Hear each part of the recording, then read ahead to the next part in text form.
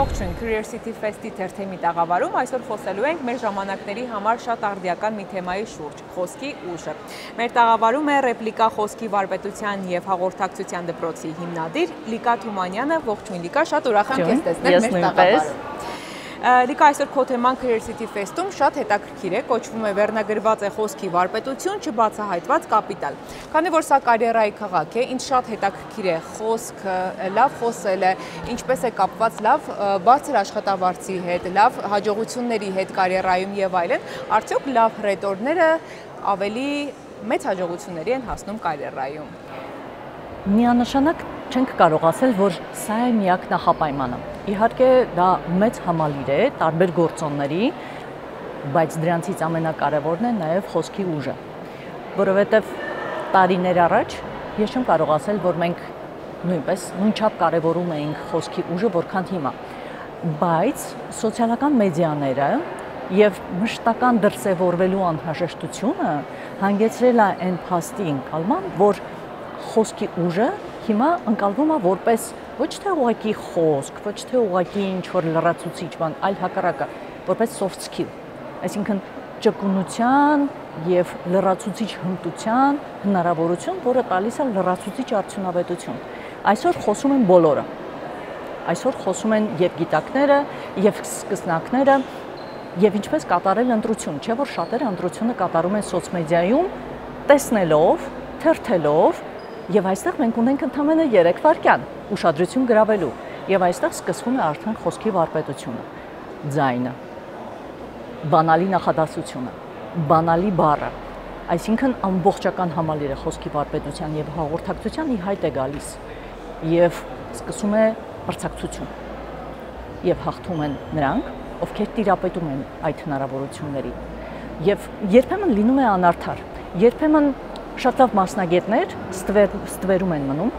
որովհետև չեն դրսևորվում, որովհետև չեն սիրում խոսել։ Օրինակ, բժիշկներին կամ IT ոլորտի մասնագետներին շատ դժվար է ասել, որ դու պիտի նաև խոսես, բացի նրանից, որ դու քո գործը շատ լավ պիտի անես, դու նաև պարտավոր ես դրսևորվել։ Սա շատ դժվար է իրենց համար, չխոսացող մասնագիտություններ են, շատ քիչ են խոսում։ Եվ այո, այստեղ անհրաժեշտ է արդեն եւ տեխնիկայի ուսումնասիրում, եւ մշտական մարզումներ, որովհետեւ դա հեշտ հմտություն չէ։ Բոլորին թվում է, որ դե բոլորս էլ խոսում ենք, ինչ կա դրա մեջ դժվար։ Իսկ եթե բեմ ես դուրս գալիս, կամ ելույթ ես ունենում, կամ հարցազրույց ես տալիս, բոլոր դժվարությունները, վախերը, բոլոր կաշկանդող հանգամանքները ի հայտ են գալիս։ Խոսեցիր մասնագիտությունների մասին, բայց ինձ հետաքրքիր է օրինակ կորպորացիայում, որ օղակի համար է անհրաժեշտ լավ խոսքը, արդյոք բոլորը պիտի լավ խոսեն, թե՞։ Բոլորը պիտի լավ խոսեն, որովհետև բոլորն ունեն իրենց գործառույթը եւ բոլորի գործառույթում խոսքը ունի իր կարևոր դերը։ Շատ կարևոր է անձնակազմին կառուցել ճիշտ խոսք ղեկավարի հետ ճիշտ հաղորդակցվելու համար եւ հակառակը ղեկավարին է շատ անհրաժեշտ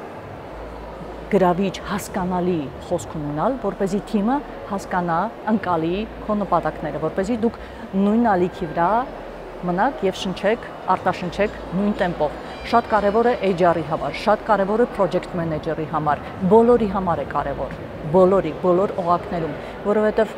մենք սոցիալական կենդանիներ ենք։ Մենք շփվում ենք, շփման միջոցով ենք հաստատում փոխհարաբերություններ եւ այդ փոխհարաբերությունները լինում են թե գործնական, թե անձնական, որտեղ պետք է փոխհարաբերություն հաստատել, այնտեղ պետք է հաղորդակցության եւ խոսքի վարպետության հմտություն։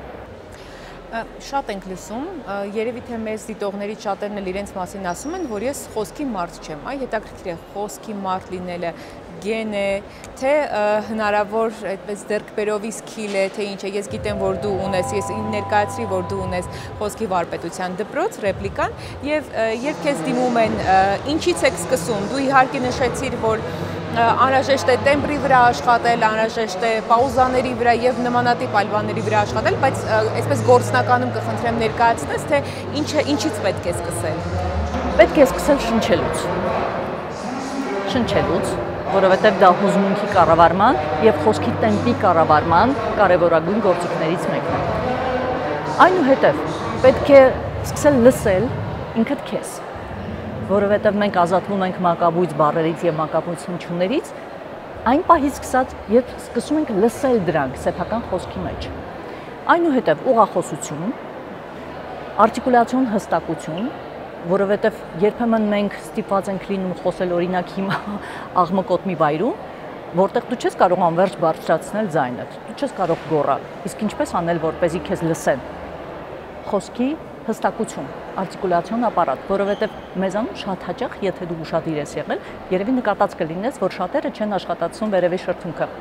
Շատերը խոսում են միայն ներքևի շրթունքով եւ դրա պատճառով ձայնը տափակ է դառնում, ծավալում չի, չեն աշխատացնում ստորին ծնոտը, չեն բացում նորմալ, ռեզոնատորները նորմալ չեն աշխատում, ձայնը տեղ չունի դուրս գալու։ Այսինքն մենք պիտի աշխատենք տեխնիկական ապարատի վրա, ձայնի վրա, շնչառություն եւ արդեն բանավոր վարժություններ, այդ թվում գրավոր վարժություններ բովանդակության վրա։ Ինչպես ես ասում եմ, երկու գլխավոր բաժին՝ ինչ ես խոսում, ինչպես ես խոսում։ Եվ ի վերջո գեն է դա թե ձեռքբերովի սկիլ։ Իհարկե ձեռքբերովի է, իհարկե, ոչ ոք չի ծնվում ներդրված չիպով։ Կան տաղանդներ, ում դա տրվում է շատ հեշտ։ Կան մարդիկ, ովքեր այդպիսի միջավայրում են ծնվել, մեծացել, շուրջ բոլորը լսել են եւ դա զարգացել է վանկուց, բայց ոչ բոլորն են, որ ունեն այդ հնարավորությունը։ Եվ դա մի հնարավորություն է, հմտություն, որը գալիս է մարզանքով, ինչպես մարզադահլիճում։ Դա նույնպես վիրտուալ մկան է, որը կարելի է զարգացնել։ Շատերը ունեն լավ մտքեր, բայց վախենում են արտաբերել։ Այդ մասով էլ խնդրում եմ խոսել, ինչպես սովորեցնել ազատ խոսել, նաև ազատ խոսել չամաչելով, նաև սեփական մտքերը արտահայտելուց չամաչելով։ Փորձել, շատ փորձել։ Փորձել անվտանգ միջավայրում։ Լինի դա մարզիչը, օրինակ ես, լինի դա ընտանիքի անդամը, հարազատ մարդ, ում հետ կարելի է թույլ տալ սխալվել, լինել ոչ այդքան համոզիչ, լինել ոչ այդքան կատարյալ։ Մենք պետք է հաղթահարենք այդ հոգեբանական շեմը միայն գործողություն անելով, որովհետև անգամ եթե դու գիտես տեխնիկան, տիրապետում ես վարժությունների, անում ես ամեն ինչ ճիշտ, բայց չես կիրառում դա պրակտիկորեն, դու գրեթե չես հասնի հաջողության։ Առաջնային եւ ամենագլխավոր գործիքն է խոսել։ Իհարկե խոսեցիր բժիշկների, IT մասնագետների եւ այլ մասնագետների մասին, այ հետաքրքիր է քո փորձից,